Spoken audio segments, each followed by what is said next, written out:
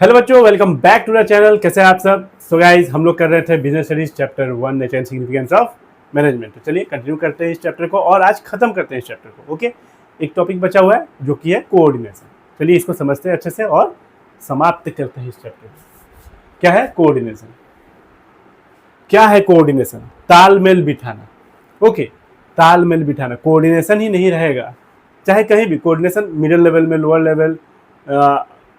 Level, top level, चाहे वो कोई डिपार्टमेंट हो, चाहे प्लानिंग करते समय हो, चाहे डायरेक्टिंग करते समय हो, हर वक्त कोऑर्डिनेशन की ज़रूरत है। चाहे वो बड़े ऑर्गेनाइजेशन हो, चाहे वो छोटी ऑर्गेनाइजेशन, चाहे स्कूल हो, गवर्नमेंट हो, हॉस्पिटल हो, कोऑर्डिनेशन बहुत ज़रूरी है। ओके, अगर तालमेल ही नहीं बैठेगा तो फिर काम कैसे होगा? पता चला वो ईगो में एक दूसरे से बात ही नहीं कर रहा है। प्रोडक्शन डिपार्टमेंट वाले सेल्स डिपार्टमेंट को बता ही नहीं रहे कि कितना प्रोडक्शन हो रहा है। ओके, तो ऐसे काम नहीं होगा, गोल अचीव नहीं होगा ऑर्गेनाइजेशन का। तो चलिए कोऑर्डिनेशन क्या है समझते हैं। Coordination is the force that binds all the other function of the management. देखिए, इसके पहले फंक्शन था आपका, तो वो मैंने, क्योंकि फंक्शन ऑफ मैनेजमेंट क्या है?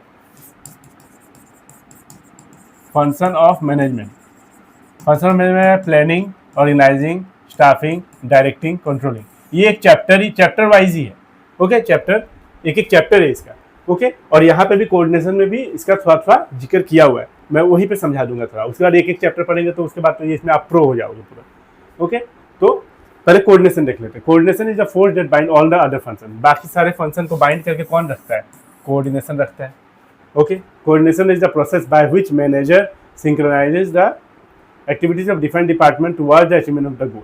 ठीक है, कोऑर्डिनेशन एक प्रोसेस है जिसके द्वारा मैनेजर मतलब एक गति से चलता है, तालमेल के साथ सिंक्रोनाइज करके रखता है। ओके, पता चला कि प्रोडक्शन डिपार्टमेंट वाले बहुत आगे भाग रहे हैं, सेल्स डिपार्टमेंट वाले भी थोड़े पीछे ही है। ओके, और फाइनेंस डिपार्टमेंट वाले का समझ में ही नहीं आ रहा है कि कितना फंड दिए कितना, मतलब एक साथ चला, एक गतिविधि में चलना। ओके, उसको सिंक्रोनाइज करके रखना सबको। एक्टिविटीज ऑफ डिफरेंट डिपार्टमेंट, अलग अलग department towards the achievement of the common goal. क्योंकि गोल कॉमन है ना, तो कॉमन गोल को अचीव करने के लिए हमें हर डिपार्टमेंट को, हर लोगों को एकदम एक ही गति से, एक ही तालमेल बिठा के चलना होगा। यस और नो, बिना किसी को दिक्कत पहुंचाए हुए। ठीक है, हार्मनी के साथ, किसी को बिना हार्म किए हुए। ओके, तो ये कोऑर्डिनेशन का डेफिनेशन आप ये लिख सकते हो। ओके, ये डेफिनेशन आप लिख सकते हो कोऑर्डिनेशन का, बहुत सही है। फिर देखते हैं क्या है।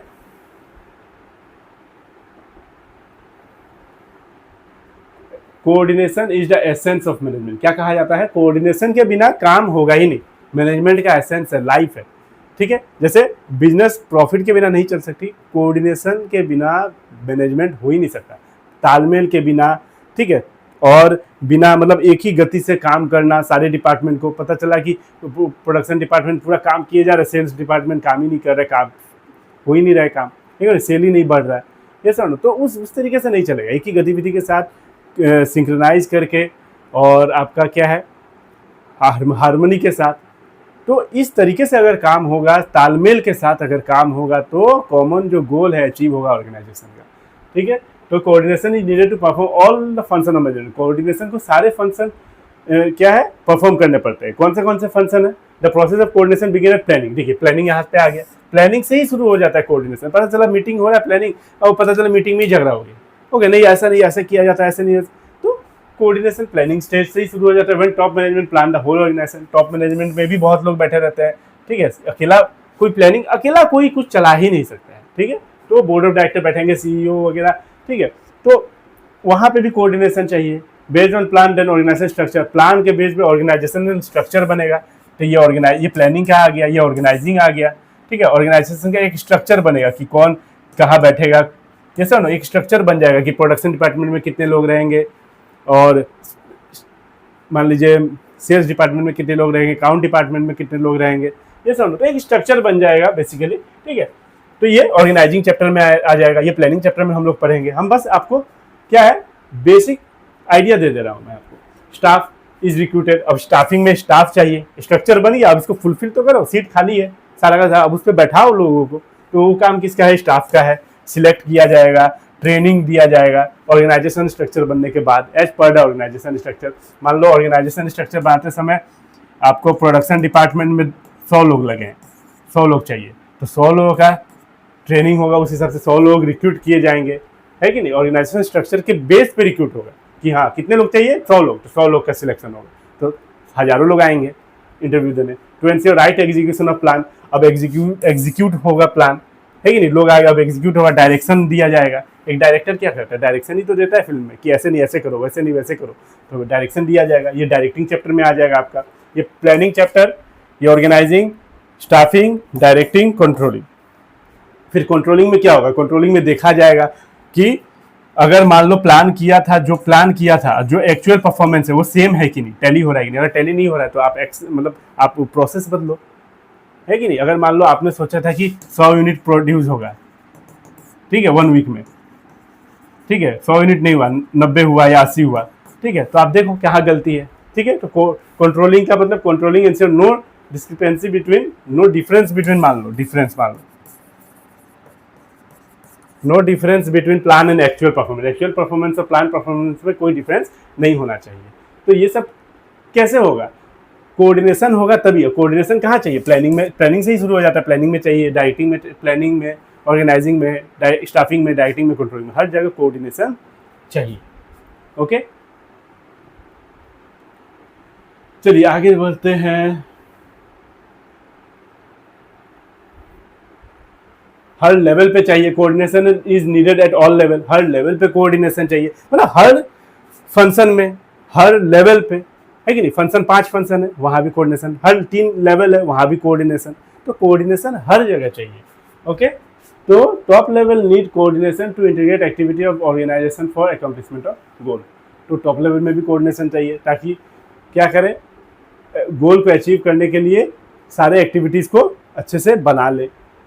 Middle level requires coordination to integrate effort of different section and sub section, अलग अलग लोगों को एफर्ट डालने के लिए कोऑर्डिनेशन चाहिए। मतलब प्रोडक्शन डिपार्टमेंट वाले सेल्स डिपार्टमेंट से लड़ रहे हैं, फाइनेंस डिपार्टमेंट वाले का अलग ही चल रहा है, तो ये सबको मिला के रखता है। Lower level coordinate in the activities of worker, worker लोगों को संभालना किसका काम है, लोअर लेवल को काम है, सॉरी लोअर लेवल आ गया है यहाँ पे।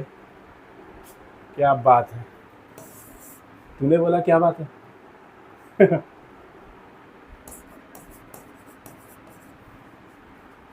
रील वगैरह तो देखते ही होंगे आप लोग। Lower level needs coordination in the activities of worker to ensure that work proceed as per plan. Plan के हिसाब से अगर हो रहा है तो ये किसका काम है देखना, लोअर लेवल वालों का, क्योंकि लोअर लेवल के नीचे ही तो वर्कर आते हैं, ऐसे नो। चलिए, तो ये था कोऑर्डिनेशन। अब देखते हैं कोऑर्डिनेशन का फीचर्स। आई थिंक ये लास्ट टॉपिक होगा। फीचर्स ऑफ कोऑर्डिनेशन, कैरेक्टरिस्टिक्स बोल लो, नेचर बोल लो, फीचर बोल लो, एक ही बात है। Coordination integrate group activity, group effort. Coordination unifies related or diverse interest into purposeful work activity. It gives a common focus to group effort to ensure that performance is as per plan. देखिए coordination क्या है, सारे लोगों को जोड़ के रखता है, ठीक है, एक साथ लेके आता है कि देखो गोल ये है, इधर उधर मत भटको, ठीक है। हमारा जो गोल है सब लोग एक ही डायरेक्शन पे देखो और गोल पे फोकस करो और सब एक ही रफ्तार से, एक ही गतिविधि से काम करो, तालमेल और बिना लड़ाई झगड़े के, हार्मनी के साथ, ओके, बिना किसी को हार्म पहुंचाए हुए। तो ये है आपका पहला, ग्रुप एफर्ट में बहुत काम आता है। ग्रुप में अगर काम करना है तो कोऑर्डिनेशन बहुत जरूरी है। कोऑर्डिनेशन से unity of action, coordination aim to achieve unity of action in the realisation of a common purpose. It act as a binding force between department and ensure that all efforts are focused towards achieving organizational goal। अलग अलग department को bind करके रखता है, okay, जितने भी departments है, coordination क्या करता है, सबको एक साथ जोड़ के रखता है, बाइंड करके रखता है।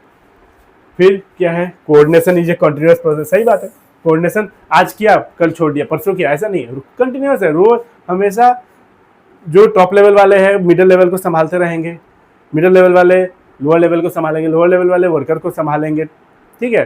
प्रोडक्शन वाले, सेल्स वाले, अकाउंट्स वाले, एचआर वाले, सब मिल के काम होगा, तब जाके कोऑर्डिनेशन होगा। और ये कंटिन्यूअस प्रोसेस, और ये चलता ही रहता है 24/7, ओके, और 365। Coordination is all pervasive, coordination needed in all department, all the level. एक ही बात बार बार आ रहा है, because of interdependence of various activities, सब इंटर रिलेटेड है फंक्शन, इसीलिए lack of coordination in any department और level leads to overlapping of activities. Coordination अगर नहीं होगा तो ओवरलैपिंग होगा, एक्टिविटीज का केओस बढ़ेगा। ये सब ना बहुत ही मतलब हौच-पौच हो जाएगा, बोले तो काम अच्छे से नहीं होगा, पता ही नहीं चलेगा कौन कहाँ आगे बढ़ गया। पता चला एक काम जो करने गया था वो दूसरा भी वही कर रहा है, मतलब दो बार काम हो रहा है एक ही काम। ठीक है, तो ये नहीं होना चाहिए। परवेसिव है, हर जगह चाहिए। परवेसिव मतलब यूनिवर्सल, हर जगह कोऑर्डिनेशन चाहिए। Coordination is the responsibility of all manager. सही बात है, सारे मैनेजर्स का रिस्पॉन्सिबिलिटी है कोऑर्डिनेशन, चाहे वो प्रोडक्शन मैनेजर हो, चाहे वो अकाउंट डिपार्टमेंट के हो, कोई भी हो। Top level manager need to coordinate with their subordinate to ensure that all overall policies of the organisation are duly carried. तो टॉप लेवल वाले देखेंगे कि हाँ मैंने जो पॉलिसी बनाया है उसी हिसाब से काम हो रहा है कि नहीं। मिडिल लेवल वाले क्या करेंगे, middle level coordinate with both top level. Middle level का काम क्या है, मिडिल लेवल का काम है दोनों को कोऑर्डिनेट करना। ठीक है, मिडिल लेवल तो बीच में है, टॉप लेवल वाले को भी, मिडिल लोअर लेवल वाले को भी। ठीक है, operational level manager coordinate the activities of its worker to ensure that work process according to plan. Lower level वाले वर्कर को कोऑर्डिनेट करेंगे ताकि प्लान के हिसाब से क्या काम हो रहा है कि नहीं। सब एक दूसरे से इंटर रिलेटेड है। Okay, coordination is a deliberate function. हाँ, कोऑर्डिनेट ये बहुत इंपॉर्टेंट है। A manager has to coordinate the effort of different people in a conscious and deliberate manner. Coordination does not occur spontaneous, मतलब अचानक से coordination नहीं हो जाता है। स्पॉन्टेनियस मतलब अचानक, ये बिना सोचे समझे नहीं होता। सोच समझ या not can be achieve by force, और फोर्सफुली भी नहीं होगा। आपको अच्छे से प्यार से समझाना होगा वर्कर को, कोऑर्डिनेशन मिला के रखना होगा। कोई अगर लड़ाई कर रहा है, कोई बोलता है कि वो हमसे बड़ा है तो फिर भी मैं नहीं बोलूँगा, ठीक है, मैं बाहर उसको जानता हूँ, ऐसा कुछ नहीं है। आप अगर पर्सनल रिलेशन है खराब, अगर आप ऑफिस में आए हो तो आपको वो भुला के आपको उसको सर बोलना होगा। उसको अकाउंटेबिलिटी आपका है कि आपको उसको काम करके देना होगा, ये आपकी जिम्मेदारी है। आप अगर जूनियर हो उससे, अगर वो आपका सुपेरियर है तो आपको देना होगा काम करके।